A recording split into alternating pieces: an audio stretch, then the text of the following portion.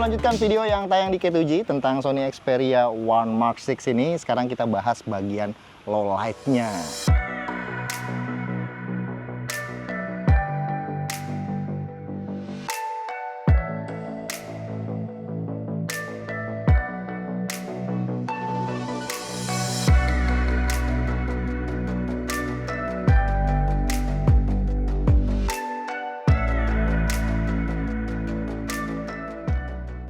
Jadi gimana Al? Hasil low light-nya dari Xperia One Mark 6 ini? Sebenarnya kesimpulannya nggak jauh beda cuy dari di Good Light. Jadi main kameranya itu bagus, surprisingly itu walaupun dia tetap ya Xperia kan nggak punya dedicated night mode.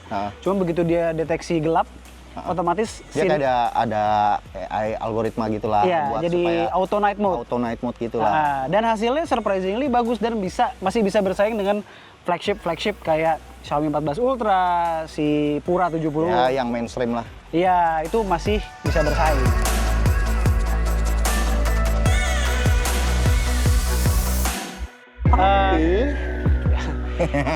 Ya portrait di telenya, ya masih jelek. Udah di Good Light jelek, begitu masuk gelap tambah jelek. Tambah hancur, tambah runyam. Jadi ya memang noise-nya yang kerasa. Mungkin karena sensornya kecil juga. Terus ditambah lagi algoritmanya juga belum matang kali ya. Sensor sih menurut gue sensor. Jadi bukan karena pemrosesan gambar software-nya juga. Karena kan di Good Light juga udah jelek. Nah, iya kan. Kalau di Good Light jelek, terus malam tiba-tiba di Good Light bagus, malamnya jadi jelek, ya oke lah, itu mungkin night mode-nya kurang handal. Tapi kalau di Good Light-nya udah jelek, ya udah jelek, udah sensornya. Jadi memang begitu ya.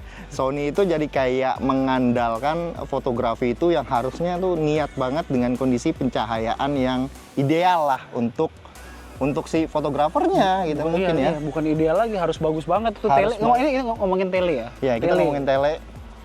Dari sampel-sampel yang beredar di internet, itu fotografer semua yang motretin itu kece-kece semua, bahkan di kondisi yang kurang-kurang cahaya pun hasilnya oke. Mungkin mereka kasih tambahan ya. Nggak ngerti deh, yang pasti kan ini unit kita unit retail, unit yang kita beli di Gondrai Store. Gondrai Store, beli sendiri nih. Iya kan, bayar pajak, ngomong-ngomong, bayar pajak jadi IMEI aman.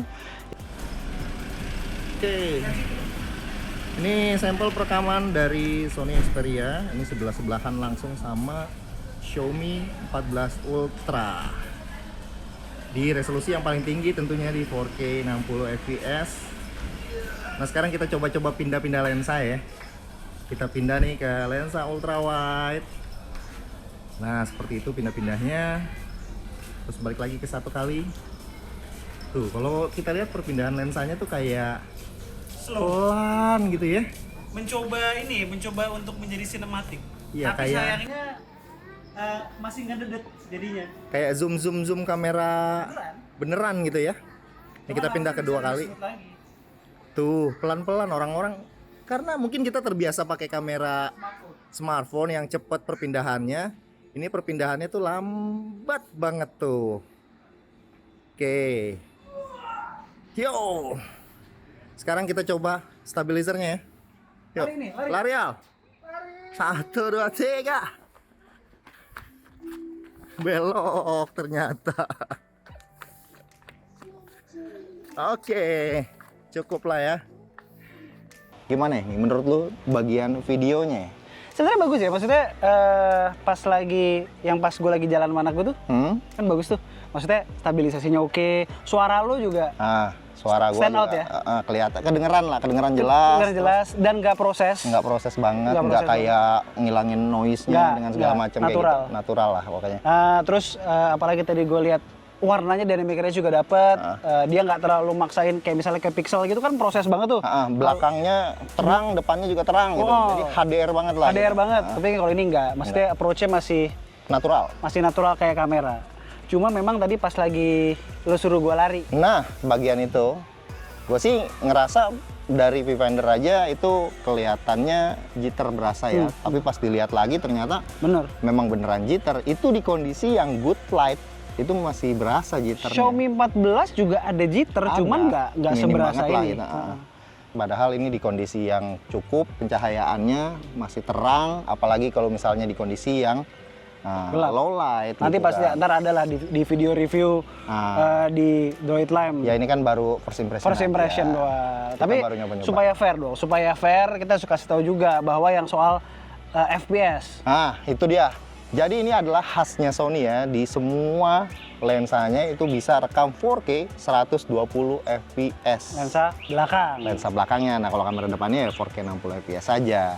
Nih, Cuma mungkin banyak yang nggak tahu 120 buat apa sih? nah, itu dia 120 itu kepakainya kalau misalnya kita mau pakai buat slow mo. Jadi Kayak itu, kayak telefoto makro yang tadi kita rekam. Itu bisa kan bunganya kan harusnya gerak-gerak. goyangnya gini-gini. Teret, itu bisa Begitu jadi. di slow mo, sah. Itu bakalan keren banget sih, Al. Iya. Jadi kalau mau footage yang bagus ya mungkin tungguin reviewnya. Ini kan baru first impression aja ya. Tungguin reviewnya di K7 juga nih ya. Ini dia aplikasi kameranya. Nah, di aplikasi kameranya nih menurut gue udah cukup simple, nggak ribet banget. Tapi ya kalau buat orang yang standar-standar aja sih ini ngerasa ribet sih ya. Di sini ada focus auto, ini ada shutter auto, terus ini ada kamera lensanya ya 0,7 1 kali, 2 kali, 3,5 kali dan 7,1 kali nih. 3,5 sama 7,1 dikasih unjuk karena kualitasnya adalah optikal. Menu-menu yang di bagian bawah sini ini ada bokeh. Nah, ini bokehnya nih dari 1 kali, 2 kali, 3,5 kali sampai 7,1 kali. Sebelah kiri lagi ada mode Pro. Nah, ini mode Pro-nya bisa pilih nih, ada yang full manual, ada yang S, ada yang P priority atau shutter priority. Ya, full manual ini kalian bisa lihat di sini ada settingannya, formatnya itu ada RAW, JPEG dan JPEG aja. Nah, videonya tadi kan kita udah bahas ya. Dia udah bisa 4K sampai ke 120 fps. Terus di bagian sini lagi ada more. Nah, ini dia yang tadi udah dicobain, ada telefoto makro full resolusi 48 megapiksel dan satu lagi adalah bokeh video. Nah, ini sinematik videonya ya. Jadi di sini bisa di resolusi yang HD 720 atau Full HD 30 fps aja dan bisa di semua lensanya. Oke, jadi setelah gua ngeliat kamera app-nya, nah, menurut gue sih kamera app-nya masih agak-agak ribet ya. Kamera app-nya tuh udah masuk ke ranah yang gampang dicerna sama semua orang nggak? Menurut gue sih sudah mulai. Tapi masih kelihatan. Ya gini, maksudnya kalau kita bandingin sama yang lain belum. Cuma kalau udah dibandingin sama yang Universe-nya Sony. Universe-nya Sony udah lumayan gitu loh. Simple ya. Cuman malah terlalu simpel. Yang gue bingung adalah manual videonya malah nggak ada kan? Iya, jadi videonya tuh cuman dikasih kayak filter doang. Iya. Yang Sama ya SI sebenarnya bisa, yaitu lo ke pro camera, maksudnya ke mode pro, terus lo pilih. Lo pencet shutternya, lo tahan lama. Oh iya. Ya kan? Itu bisa sebenarnya rekam video. Cuman nggak bisa lo ganti shutter pas lagi ngerekam, lo ganti shutter. Nggak bener-bener full manual gitu jadinya. Dan gue penasaran kan, jadi di Sony Xperia yang sebelumnya itu ada 3 aplikasi kamera. Kamera biasa, terus kamera video pro, sama satu lagi Cinema Pro namanya. Aduh, ribet banget ya, pokoknya ada banyak aplikasi kameranya. Itu nggak ada semua sekarang? Ini udah nggak ada, ini cuma ada 1 kamera. Dan gue penasaran, tadi gue coba download dari APK Mirror ya. APK yang sebelumnya ya? APK yang sebelumnya, yang Cinema Pro itu nggak bisa dipakai ngeblank. Terus yang satu lagi yang Video Pro itu bisa diinstal, cuma lucunya ini kepotong dia. Jadi pas kita buka aplikasinya, karena Sony Xperia One Mark V itu 21:9, ini bener-bener kepotong UI.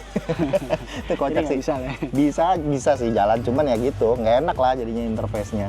Dan menurut gue interface-nya ini dari kameranya klasik banget lah gitu, maksudnya kaku bro. Masih kaku ya. Iya. Cuma maksudnya ya itu tadi, kalau dibilang udah simpel belum, dari 3 jadi 1, ya udah. Cuman udah selevel sama yang lain belum? Belum.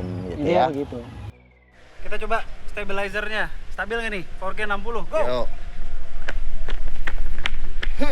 Coba stop dulu, jalan biasa. Kayaknya sih dari viewfinder Ya nggak stabil-stabil amat ya. standar ya, ini standar. Dibilang gempa bumi banget.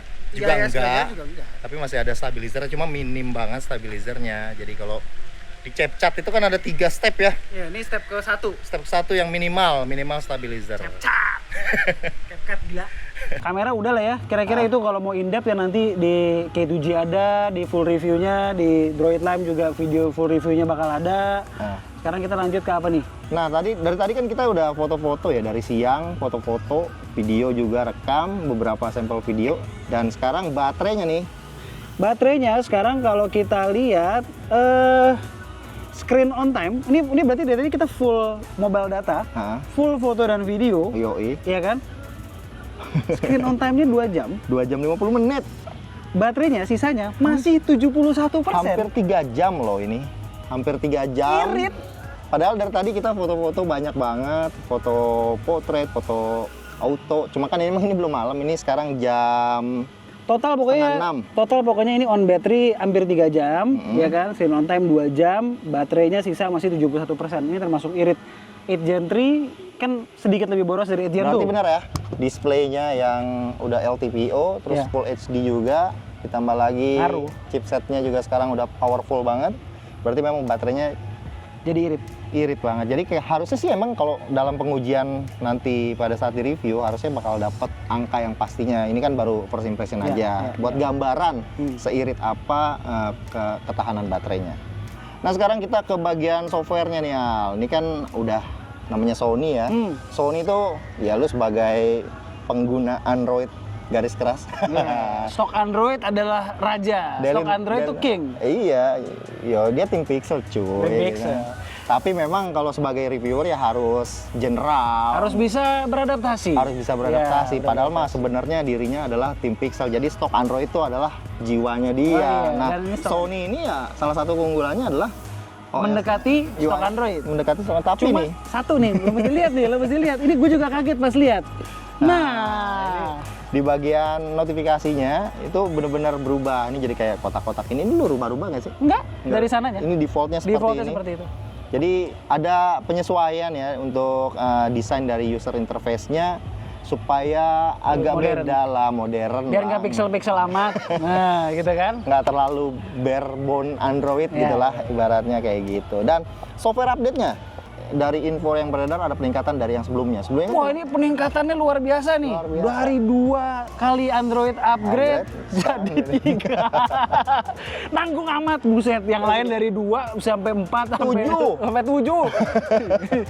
Nanggung amat, kasih 3 doang. Ya. kalah ya. Sekarang flagship China aja udah 4 kali loh. Iya. Iya. Samsung 7. Samsung Pixel 7. Pixel 7. Pixel yang A aja 7 loh. Ada Sony, come on lah. Masa cuma ngasih software 3? Ya sebenarnya untuk para fanboy Sony ini udah sebuah peningkatan sih. Oke, jadi gimana nih closingnya? Gini, first impression gue justru as a phone itu menarik sebenarnya, ya kan? Lebih normal, Yeah. lebih normal. Terus premiumnya masih dapat segala macam. Secara overall sebagai pengalaman sehari 2 hari ini sebagai sebuah HP, yaitu gue senang. Mainstreamnya dapat. Mainstreamnya masih dapat, gitu. Nggak terlalu niche banget nggak, Iya. ya kan? Tapi ya memang ya tadi, yang gue benar-benar sayangin cuma satu, telefoto. Karena kita terlalu ekspektasi tinggi Ya, soal iya, telefotonya. Kita ngelihat telefoto di beberapa sampel di internet. Udah gitu kan promonya mereka kan sekali launching langsung keluar Iya, kan. iya. Jadi Over expectation gitu ya. ekspektasinya tinggi gitu ya. Dimana kita udah menggunakan telefoto daripada smartphone flagship lain, itu udah pada bagus-bagus semua telefoto. Jadi 2024 ya. ngerasanya wah Sony bakalan keren nih telefotonya nih. Tapi ternyata hasil telefotonya Kurang. Tapi ya sebenarnya untuk sebuah HP yang bisa dibilang untuk menyentuh mainstream, Iya, dapat sih. ini udah dapat. Jadi mode autonya udah segampang itu, terus nggak perlu sentuh-sentuh mode manual kayak yang tadi yang si Alessa bilang. Lu cukup mainin exposure aja, tap terus turunin exposure-nya. Dan itu nggak cuma Sony ya, kayak kita cobain 14 Ultra begitu. Sama, gue potret di Samsung S24 Ultra juga sama, gue selalu tap terus gue turunin exposure-nya supaya lebih dramatis aja sih sebenarnya hasilnya gitu. Dan lebih cocok sama skin tone orang Indonesia. Jadi Nggak coba nerangin. bukan hal yang susah-susah banget lah buat orang-orang yang standar gitu. Nggak kayak foto, cuman telefotonya doang sih. Lagi-lagi ini yang kena telefotonya, tapi ya terobati karena ada lensa telefoto makronya ditambah lagi, itu bisa video. Ya. Cuma ada cumanya lagi. meskipun itu makronya keren, tapi fokusnya itu benar-benar Manual. harus manual. Itu sih yang repot. Kadang tuh kalau buat user yang awam, ngapain juga gua harus capek-capek gitu kan, mikirin fokus gitu. Gue tahu sih kenapa. Gue Kenapa? tahu. Gue selalu tuh gue tahu sebenarnya alasan dibalik ini semua. Dibalik semua Sony itu being Sony itu apa? Kenapa? Supaya tahun depan ada peningkatan yang bisa dijual. Wow gitu ya. Jadi tahun depan ada wow. Wah, telefoto makronya bisa autofocus. Hebat. Alright guys, thank you. Oke. Lagi-lagi nih first impression ya.